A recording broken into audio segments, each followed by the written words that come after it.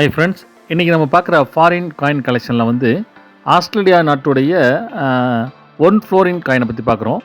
இது வந்து 1946ஆம் ஆண்டு வந்து வெளியாகிருக்காங்க. இந்த காயினுடைய முன்பகுதியில் 6ஆம் ஜார்ஜ் மன்னருடைய உருவம் பதிவு செய்யப்பட்டிருக்கு.